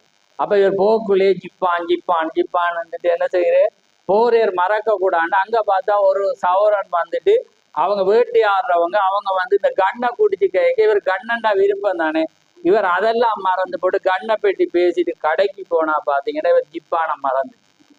அப்ப கடைக்காரங்க கேட்கிறான் இதான்னு இவருக்கு வருது இல்ல. கடைசியா ரேயான் துணியை அவர் வாங்கிட்டு அதை கொண்டு கொடுக்கக்குள்ள, ஆனா அவர் கொடுக்கும் போது போப்புக்கு ஒரு மாதிரி, ஆனா அவர் காட்டி கொடுக்காம அதை என்ன செய்யறார், வாங்கி வைக்கிறேன். ஏன்னா அது வந்து வயதானவர்கள் போடுற கால். ஆனா கணவனுக்கு ஏசையில, கணவனுக்கு ஒன்றுமே செய்யல, அவள் என்ன செய்யறாள், வாங்கி வைத்துட்டு அதை அவள் சொல்றாள், இந்த துணியை வந்து உங்களுடைய தாயாருக்கு நீர் அதை கொடுக்கணும் என்று சொல்லி அவள் அங்க மறிக்கிறாள். மறித்த பிற்பாடு பாத்தீங்கன்னா இவர் சனிக்கிழமை அடக்கம் பண்றே, வீட்டுக்கு போய் அழுகிறே. அதுக்கு பிறகு அழுதொண்டு ஜெபிச்சொன்றுக்குள்ள பாத்தீங்கன்னா சத்தம் கேட்குது. அங்க அவங்களுடைய சௌரங்கள் அவசரம் கூட புள்ள வந்து மறித்து கொண்டு. அப்ப பாருங்க அந்த காரியம். அப்ப அது நாளைக்கு ஏறக்குறை 1 வயசு அந்த புள்ள மறிச்சொன்று இருக்குது. இவர் ஓடி போறே, ஆண்டவரே என்ன ஆண்டவரே, ஒரு விசை மண்ணி மட்டுட்டு ஓடி போறே. அங்க பாத்தீங்கன்னா நுழம்பு சீலையால வந்து அந்த அந்த புள்ளைய போத்திருக்கிறாங்க. உள்ள பாத்தீங்கன்னா 2 பெரிய இலையான அந்த புள்ளையோட கண்ணை மொச்சி கொண்டு இருக்கிறது. அப்ப இவங்க டாக்டர் எல்லாம் தடுக்கிறாங்க. ஏனண்டா உண்ட தாய்க்கு உண்ட மனைவிக்கு இருந்தது பிள்ளைக்கு வந்து அது தொத்திட்டு, அதனால நீ போகக்கூடாது, போனா உனக்கும் அது தொத்தி உண்ட பில்லி போலும் மறிச்சு போயிடுவாண்டக்குள்ள. இவர் சொல்லு கேட்காம டாக்டர் சொல்லிட்டு அங்கால போக்குள்ள ஓடி போய் பார்க்கக்குள்ள புள்ள மறித்து கொண்டிருக்கிறது. ஆமேன். அப்ப அவர் சொல்றே, அங்க அந்த பிள்ளைய கூப்பிட்டு சொல்றே, சாரோன் ரோஸ் அந்த பிள்ளைய சொல்றே, நீ மறிச்ச பிற்பாடு உன்னுடைய அம்மாட கல்லறைக்கு பக்கத்துல நான் வைப்பேன், உன்னை தேவ தூதர்கள் வந்து அந்த இடத்துக்கு கொண்டு போவார் என்று அவர் என்ன செய்யறே அங்க சொல்லுகிறத பார்க்கிறேன். அதுக்கு முன்னால வந்து ஜம்ப் பண்ணிட்டேன். மனைவிட்ட சொல்லக்குள்ள அவர் சொல்றேன், நீ மறிச்சாலும் நீ வந்து எழுப்புதல் உயிர்த்தெழுதல் ஆனது வரும். அப்ப வரக்குள்ள வந்து நான் 2 பிள்ளைகளையும் கூட்டி கொண்டு உயிர்த்தெழுதல் நடக்கக்குள்ள வந்து நீங்க மேல இருந்து, ஏன்னா முதலாவது மறிச்சவங்க உயிரோடும் பாருங்க அந்த சில்ல புள்ள தன்னம்மானவருடைய விசுவாசம். அப்ப அந்த மனைவிட்ட சொல்றேன், நீ மறிச்சு அங்க போனாலும் பரலோகத்தை விட்டு அங்கே இறங்கி அங்கே சியோனுக்கு அங்க வருகிற வேளையில அப்பொழுது நான் ஹோப் என்று நான் அன்பானவளே என்று நான் கூட்டிட்டு வருவேன். ஒருவேளை நான் கீழே இருக்கிறான், நீ மேலே இருக்கிறபடினால என்ன நீ ஒருவேளை காணாம இருக்கலாம், ஆனா அந்த டைம்ல பில்லி என்று நீ என்ன கூப்பிடணும் என்று சொல்ற. அப்பொழுது நாங்க ஒன்றாக சேர்ந்து நாங்க அந்த பூமியில தேவனோடு நம்ம அரசாளுவோம். அதனால நான் நிச்சயமா உன்னுடைய பிள்ளைகளை அவள் சொல்றார் மரிக்கக்குள்ள கத்தருக்குள்ளாக நீ வளர்க்கணும் என்று நீ என்ன சத்தியம் பண்ணணும் என்று சொல்லி மறிக்க. பாருங்க அந்த விசுவாசம். அதுக்கு பிற்பாடு அவர் என்ன செய்யறே, பில்லி போல, நான் அந்த செய்திக்கு டக்குன்னு வார ஸ்பீடா, பில்லி போல அந்த மல்கியாவுக்கு வரணும்ன்றது கதையை சொன்னேன். பில்லி போல வந்து அங்க யார்கிட்ட வைக்கிற மேடாட்ட தான் அவர் வைக்கிற. ஏன்னா மேடா வந்து அந்த சபைக்கு போற பெண்ணா இருக்கு. அப்ப அந்த பிள்ளையை வளர்க்குற வேளையில அவள் என்ன செய்யறா, வளர்த்து வாரா. ஆனா சபையில் ஒரு வதந்தி வருது, என்னண்டா இந்த பிரண்ணாமுக்காக இந்த மேடாதான் எல்லாமே செய்து கொண்டிருக்கிறாள் என்றக்குள்ள அவருக்கு அது துக்கமாயிடுச்சு. அப்ப அதனால் அவள் நன்றாக அவரை நேசிக்கிறபடினால் வளர்க்கிறாள். அப்ப அவர் மேடாட்ட போய் சொல்றேன், நீ இனிமேல் நீ செய்யாத, நான் வேறொரு இடத்துல என்றக்குள்ள அவர் சொல்ற, இல்ல நம்மளை நேசிக்கிறேன் என்று சொல்ற. அப்ப அவர் சொல்றேன், நானும் உன்னை நேசிக்கிறேன், ஆனா நான் விவாகம் பண்ண மாட்டேன், ஏனண்டா நான் 2வது செய்யறது என்னுடைய முடிவில்லை, அதனால என்று சொல்லிட்டு போறேன். ஆனா அவள் என்ன செய்யறாள், அந்த ராத்திரியில போய் அவள் ஜெபிக்கிறாள். ஆமேன். அங்கே ஜெபிக்கும் போது ஒரு வார்த்தையானது ஆண்டவரே நான் பிரண்ணாம நான் நேசிக்கிறேன், நான் முடிக்கணுமெண்டா நீர் வார்த்தையிலிருந்து ஒரு அடையாளத்தை தரணும் என்று ஜெபிக்கக்குள்ள அந்த வேதத்துல வந்து மல்கியா 5:6 வரும். ஆமேன். அப்ப இவளுக்கு சந்தோஷம். பாருங்க தேவன் எப்படி தன்னுடைய தீர்க்கதரிசிய அங்க உறுதிப்படுத்துறேன். அந்த மனிதன் தான் அவர் உனக்கு கிடைப்பார் என்றதை அவர் என்ன செய்யறேன் உறுதிப்படுத்து. அப்ப அதான் இன்றைக்கு மனவாட்டி ஆகிய சபை இன்றைக்கு எத்தனை பேர் இந்த அதிகாரத்துல இவர் தான் என்று விசுவாசிக்காட்டி தேவன் எங்களுக்கு அதை அடையாளப்படுத்தி இருக்கிறார். ஆமென். ஏனென்றா அந்த விசுவாசம் வரத்தக்கதாக நாங்க ஆதி முதலே அவரோடு கூட இருந்தபடினால அந்த தேவனுடைய வார்த்தையை நாங்க விசுவாசிக்கத்தக்கதாக தேவன் அந்த வெளிப்பாடை தந்திருக்கிறார். ஆமென். அப்ப அவள் என்ன செய்யறா? திறந்தவன். ஏண்டா நான் இந்த பூமியை சங்காரத்தின் அடிக்காது எலியாவே நான் அனுப்பேன். ஏண்டா அவளுக்கு தெரியும். ஏண்டா தீர்க்கதரிசி 1933 ஞானஸ்தானம் ஒகையோ நதியில குடித்து கொண்டிருக்கக்குள்ள அவளுக்கு நான் நினைக்கிறேன் எத்தனை வயசு சொன்னா 14 வயசு இளமையான பெண். அவள் கண்ணை மூடிக்கொண்டு இவர் அந்த ஏண்டா அவர் சொல்லிட்டு நீங்க ஞானஸ்தானத்துக்காக ஜெபிக்கும் போது யாருமே கண்ணை திறக்க கூடாண்டக்குள்ள இவள் மாத்திரமே கண்ணை மூடு. ஏன்னா அந்த இடத்துல ஒரு பெரிய சத்தம் பந்து போல் ஒரு என்ன செய்யற ஒரு வெளிச்சம் உருண்டோண்டு வந்து என்னுடைய முதலாம் வருகைக்கு முன்னோடியாக யோவான் இருந்தது போல என்னுடைய 2ஆம் வருகைக்கு முன்னோடியாக உன்னுடைய செய்தி இருக்கும் என்று தேவன் அழினதுக்குள்ள அந்த எலியாவை அனுப்புவேன் என்று சொன்ன அந்த வசனம் அவளுக்கு தெரியும். மற்றபடியா இவ கனெக்ட் பண்ணிட்டு. ஆமென். ஏனண்டா பாருங்க அந்த இடத்துல எல்லாரும் அந்த சத்தத்தை கட்டோன கண்ணை திறந்துட்டு அங்கிங்கும் ஓடிட்டு இருந்தாங்க. ஆனா இந்த மேடா மட்டும்தான் பாஸ்டர் சொல்லிட்டு அந்த ஊழியக்காரர் சொல்லிட்டு கண்ணை முடைய தேவன் அந்த மனவாட்டி அவருக்கு கொடுத்தார். ஆமென். ஏனண்டா தேவனுக்கு உத்தமமான அதனாலதான் அதிகமா அவரை நேசிக்கிற ஊழியத்துல அவருக்காக உத்தமமாக கடைசி மட்டும் நின்று இயற்கையாக மரணம் எய்தி அவர் மரித்தார். ஆமே. தீர்க்கதரிசி கடந்து போனாலும் அதே நேரம் கடைசி நேரத்துல தீர்க்கதரிசிக்கு முன்னாக 1965 டிசம்பர் மாதத்துல முதலாவது மரிச்சதே மேடா. அவள் மரிச்சிட்டாள். ஆனா தீர்க்கதரிசி அப்ப கை காலெல்லாம் உடைஞ்சி அவர் இருக்கிறார். அங்கால பார்க்கக்குள்ள மேடா செத்து கிடக்குறா. அப்ப அவர் அந்த இடத்துல வலது கையை நோக்கி அவள் மீது வைச்சிட்டு ஆண்டவரே நீர் இவளுக்கு ஒரு விசை உதவி செய்து உயிரை கொடும் என்று சொல்ல வேளையில உடன் அவள் உயிர் பிழைக்கிறாள். ஆமேன். இல்லாட்டி அவள் மரிச்சிருப்பா. பாருங்க அந்த மரண தருவாயில இயேசு கிறிஸ்து கல்வாரியிலே மரிக்கும் போது ஒரு பாவியை ரட்சித்தது போல ஒரு மனிதனை அங்கே மீட்டு கொண்டது போல தேவன் தண்ட மனைவியை அங்கே என்ன செய்யறார்? தீர்க்கதரிசியும் தன்னுடைய மனைவியை அங்கே அவர் நேசித்தபடினால அந்த ஜீவனை அங்க கொடுத்தார். ஆமே. ஏனென்றால் அந்த தீர்க்கதரிசி எதை உரைக்கிறாரோ தேவன் அதை நிறைவேற்றினார். ஆமே. ஏனென்றால் இயேசு கிறிஸ்துடைய மினிஸ்ட்ரி பிரணாமுக்குள்ளாக அந்த ஊழியமானதை தேவன் நிறைவேற்றினார். ஆமே. அதனால தேவன் அந்த காரியத்தை கொடுத்து கடைசியாக ஊழியத்துல பிள்ளைகளை வளர்க்கத்தக்கதாக தேவன். அப்படியானால் இன்றைக்கும் தேவன் மாறாத தேவன்.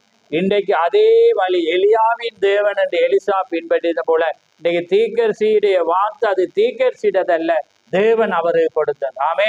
அவர்தான் அந்த புத்தகத்தின் ரகசியத்தை கொண்டு அவருக்கு வாயில கொடுக்கிறேன். அவர் அதை வாங்கி புசிச்சு இன்னைக்கு மனவாட்டி கொடுத்தார். ஆமே. அதனாலதான் நாங்க வெளிப்பாடோடு இருக்கிறோம். தேவன் இவரை நாங்க சொல்ல காரணம் இவரை உயர்த்த அல்ல, இவருக்குள்ளாக தேவன் இருந்தார். நாங்க அவரை உண்மையாக பின்பற்றினார். இவருடைய தேவன் இயேசு கிறிஸ்துவாயிருக்கிறார். அதே போல இயேசு கிறிஸ்து நம்முடைய தேவனாயிருக்கிறார். ஆமென். அதனாலதான் தேவன் அனுப்பின அந்த தீர்க்கதரிசியை நாங்க பின்பற்றுகிறோம், நேசிக்கிறோம், அவருடைய நாள்ல நாங்க களி கூறுறோம். ஏனண்டா தேவன் அதான் அன்பு. நீங்க ஒரு மனிதனை நீங்க ஏற்றுக்கொள்ளாட்டி அவன் மீது அன்பு செலுத்த மாட்டீங்க. ஆமென். அப்பதான் நீங்க அந்த கிரியையில காட்டு. அன்பானது கிரியையில வெளிப்படுத்துறது. ஆமென். அது அவர்களை உயர்த்துறது அல்ல, தேவன் அவளுக்குள்ளாக செய்தது. அப்ப அதனால்தான் இன்னைக்கு பிள்ளைகளுக்கு அந்த அதே மெதட் தான் வந்தது. ஆபிரகாம் மரிச்ச பிற்பாடு ஈசாக். அப்ப தேவன் மென்ஷன் பண்றேன், நான் ஆபிரகாமின் தேவன். அவர் சொல்ற ஈசாக் கிட்ட வரக்குள்ள நான் ஆபிரகாமின் தேவன். அப்ப அதாலதான் அவங்க சொல்றாங்க ஆபிரகாமின் தேவனும் ஈசாக்கின் தேவனும் யாக்கோபின் தேவன். வழிமுறை வருது. அப்பா ஆராதிச்ச அதே தேவனை புள்ள ஆராதிச்சு. அப்ப அந்த ஆசீர்வாதம் மீண்டும் வருது. அப்ப இன்றைக்கு எங்களுக்கு சொல்ல முடியாம ஏன்னா ஒவ்வொரு கோணம் இன்னைக்கு சரியாக நாங்க ஆராதிக்கிறது. ஆனா உத்தமமான ரெவலேஷன் வெளிப்பாடை நாங்க பெறுவோம். தீர்க்கதரிசிய நாங்க அந்த உன்னதமான நிலையில் அவருடைய வார்த்தையை ஏன்னா அந்த வார்த்தை அவர் தான் அந்த டீச். அந்த எலிசேர் சொன்னபடிதான் ரெபேக்கா நடந்தான். எலிசேர் தான் அந்த ஈசாக்க காண்பித்தான். ஆமேன். அப்பதான் அவருக்கு யாருன்னு கேட்கிற. இல்லாடி ரெபேக்காக்கு தெரியல. அவர் சொல்ற அந்த சாயங்கால நேரத்துல அந்த இரவுல அந்த குதிரையில வாரவன் யாருன்றக்குள்ள அவர் சொல்ற அதுதான் உண்ட மனவான். ஆமேன். அதே போல இவருடைய மினிஸ்ட்ரி இவரல்ல, அவரை காண்பிக்க வந்தவர். அதனால அவரோட செய்தி ஹூ இஸ் த மெல்கதேஸ், அந்த மெல்கதேஸ் யார். ஆமேன். அந்த மெல்கதேஸ் யார்? அப்படி என்ன அந்த மெல்கதே அந்த அவரை குறிக்கிறது, தேவனை குறிக்கிறது. ஆமா, இன்றைக்கு நிறைய பேர் அதை தெரியாம இருந்து இன்றைக்கு இவருக்குள்ளால தேவன் வந்தாருன்றது, இவர் தான் மனுஷகுமாரன் இன்றைக்கு என்ன செஞ்சுட்டு கொண்டாடி கொண்டிருக்கு. ஆனா தேவன் இவருக்குள்ளாக வந்து தன்னுடைய மினிஸ்ட்ரியை முடித்து இன்றைக்கு அவரோட முடிக்கல, இன்றைக்கு எங்களுக்குள்ளாக தேவன் அதை என்ன செய்கிறேன், அதான் ஆவியும் மனவாட்டியும் வாய் என்கிறார். ஆவியும் மனவாட்டியும் வாய், கேட்கிறவனும் வாய் என்பானாக, தாகமுள்ளவன் வர. அதான் மனவாட்டிக்கு மினிஸ்ட்ரி உண்டு. இன்றைக்கு நானும் நீங்களும் சும்மா இருக்கலாது, நாங்கள் ஒருவர் நேசித்து தேவனுடைய வார்த்தைகளை சொல்லணும். அதுதான் எங்களை ஒரு நாள் ராஜ்யத்துக்கு. அப்ப அவர் இவருக்கு சொல்ற, உன்னை நேசிக்கிறவங்களையும் நீ நேசிக்க. அப்ப நீங்க இவரை நேசிக்காம எப்படி போறீங்க? நீங்க நான் என்ன எப்படி நேசி? அதாலதான் ஒவ்வொரு வீடுகள்ல வந்து இந்த படம் இருக்கும், இந்த படம் இருக்கும். அந்த மேக ஸ்தம்பத்தை இன்றைக்கு தேவன் அதை ரூபாரப்படுத்தி அடையாளப்படுத்தி இருக்கு. இன்றைக்கு உலகமே அதை போட்டோ எடுக்கத்தக்கதாக தேவன் அடையாளப்படுத்தி இருக்கு. இன்னைக்கு உலகமே ஒரு ஜதார்த்த காரியத்திலே அடையாளத்தை காட்டுது. கல்வி அமைச்சுக்கு போனா அங்கே யார் இருக்கும்? ஜனாதிபதி அனுர. அடுத்து கீழே யார் இருப்பா? ஹரணி இருப்பா. ஆமேன். ஏன்? அவர் ஜனாதிபதி, இவர் அமைச்சர். அவர கட்டளை இவ பின்பற்றா, இவட கட்டளையை நீங்க பின்பற்றும். ஆமேன். அப்படி இருக்கும் போது இன்றைக்கு சபையில வந்து அது இருந்தா நிறைய பேருக்கு உங்களை நான் சொல்லல, ஏன்னா நீங்க அதை ஏற்றுக்கொண்ட. ஆனா இன்றைக்கு அப்படி இருந்தாலும் உங்களுக்கு சந்தேகம் இருக்கு. ஏன்னா 3 சாரார் இருப்பாங்க, எனக்கு அது தெரியாது. ஆமே. அதனால வந்து நீங்க எல்லாரும் அந்த வெளிப்பாட்டுக்கு வந்தா உங்களோட வீடுகளுக்கு கிரியைக்கு வரும். ஆனே அது விசுவாசத்துல வரும். அப்ப யாரு கேட்பாங்க? வாரவங்க இது உங்களோட தாத்தா வந்து கேட்டாலும் கேட்பாங்க. புதுசா ஒரு படம் வருது. ஏன்னா அப்ப நீங்க சொல்லலாம், தேவன் இந்த நாள்ல ஒரு தீர்க்கதரிசி அனுப்பினாமே, அப்பக்குள்ளே தேவன் உங்களை ஆசீர்வதிப்பார். ஆமே. ஏனண்டா அது அடையாளம். நீங்க வெக்கப்படாம சொல்றீங்க. ஆமே. தேவன் அனுப்பின தீர்க்கதரிசி இவர் மூலம் உங்களுக்கு தேவன். ஏன்னா நீங்க நம்பினதை நீங்க சொல்ல, நீங்க ஏண்டா இதுக்குள்ள வராட்டி யாரும் அழிக்கப்படுவான். நீங்க சொல்லாட்டி நீங்க நியாய தீர்ப்புல வரும். அப்ப அது என்ன மேகம் ஒன்று சாதியா போட்டம் வச்சிருக்கிறீங்கண்டா, அதை நீங்க சொல்லலாம். ஒரு செய்தி வரும், ஒரு செய்தி பிறகு. அதுதான் தேவனுடைய. அதனால கத்த தாமே உங்களை ஆசீர்வதிப்பாராக. எனக்கு முடிக்க விருப்பம் இல்லை, ஆனா நிறைய எழுதினான். அதனால இன்னைக்கு என்னுடைய நோக்கத்தை நீங்க ஏண்டா சபைக்கு மட்டும்தான் அந்த ஊழியக்காரன் எதை குறித்து பேசுறதுன்னு தெரியுமாமே. அதனால எங்களோட ரெவலேஷன் வெளிப்பாடு எங்களுக்கு ஒரு கத்தர் உண்டு, இயேசு கிறிஸ்து. ஆமே. இன்றைக்கு இவர் ஒரு தீர்க்கதரிசி, இவருக்குள்ளாக தேவன் ஒரு செய்தியை கொண்டார். இவருடைய செய்தி தான் எங்களை ரட்சிக்க முடியும். ஆமே. ஏனென்றா மோசேட லீடிங் தான் அந்த இஸ்ரவேல் ஜனங்களை ரட்சித்தது. ஆமே. அவன் வராம ரட்சிப்பு வராது. அதே போல இன்றைக்கு தீர்க்கதரிசி வராம ரட்சிப்பு வராது. தீர்க்கதரிசி போகாம நியாய தீர்ப்பு வராது. நாங்க காலத்தின் முடிவுல இருக்கிறோம். அதனால இன்னைக்கு வைக்கப்பட்டது ஒன்றே ஒன்று, அழிவு மட்டும்தான். இன்றைக்கு உலகத்தின் அழிவை பாக்குறீங்க. நிலநடக்க உங்களுக்கு பயம் வருது இல்ல, பதறல் வருது இல்ல. நீங்க லேட்டா வாரீங்க. நிறைய பேரை நான் பாக்குறேன், லேட்டா வாரீங்க. நான் என்னத்தை செய்ய? நீங்க தான் சொல்லணும். ஏனண்டா கண்டிப்பு அவசியமா இருக்கிறது. கண்டிப்பு தான் உங்களை திருத்துறதா இருக்கிறது. அன்பு எப்பயுமே திருத்துறதா இருக்கிறது. நீங்க அழியாம தேவன்கிட்ட போகணும் என்று நான் விரும்புறேன். அதனால கர்த்தர் உங்களை ஆசீர்வதிப்பாரா. நாங்க யாவரும் கண்களை மூடி நாங்கள் ஜெபத்துக்காக நாங்கள் தாரு. நன்றி ஆண்டவரே, நன்றி கர்த்தாவே, மது ஸ்தோத்திரம் ஆண்டவரே, சர்வல்லவரே, மது கொடான கொடி ஸ்தோத்திரம் ஆண்டவரே. அப்பா பிதாவே, மது ஸ்தோத்திரம் ஆண்டவரே. ஜீவனுள்ளவரே, மது கொடான கொடி ஸ்தோத்திரம் ஆண்டவரே. நேற்று இன்று மாறாதவரே, மது ஸ்தோத்திரம் ஸ்தோத்திரம் ஸ்தோத்திரம் ஆண்டவரே. மகா பரிசுத்தமுள்ள பிதாவே, இந்த மகத்துவமான இந்த நேரத்துக்காக உமக்கு ஸ்தோத்திரம்.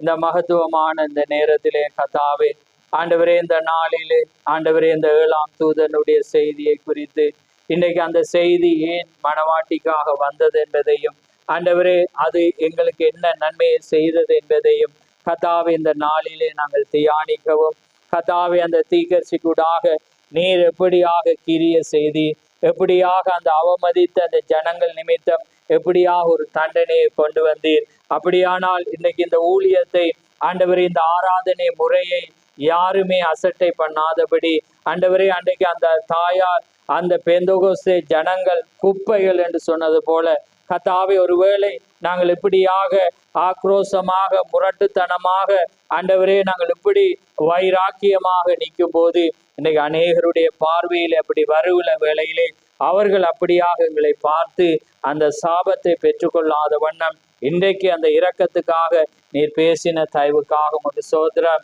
ஆம் கர்த்தாவே, நீர் அப்படிப்பட்ட ஆண்டவரே அந்த உணர்வு பூர்வமான ஆராதனையை நீர் விரும்புகிற தேவன். அதனால்தான் தீர்க்கர் சொல்றேன், உணர்ச்சியற்ற எதுவுமே அது மரித்ததா இருக்கிறது என்று. அப்படி நாங்கள் இல்லாத வண்ணம் கர்த்தாவே, இந்த நாட்களிலே உமக்குள்ளாக ஆண்டவரே நாங்கள் உம்மை தேட நீ செய்ய போற அந்த கிருபைக்காக உமக்கு ஸ்தோத்திரம். கேட்ட செவிகளை ஆசீர்வதியும், இனிமேல் கேட்க போற ஒவ்வொருவரையும் ஆசீர்வதியும்.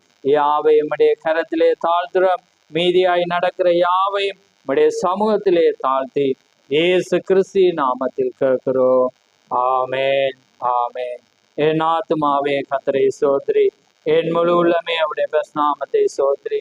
என் ஆத்துமாவே கர்த்தரை ஸ்தோத்திரி, அவர் செய்த சகல உபகாரங்களையும் மறவாதே. ஆமென், ஆமென். கர்த்தர் தாமே உங்கள் ஒவ்வொருவரையும் ஆசீர்வதிப்பாராக. ஆமென். Praise the Lord.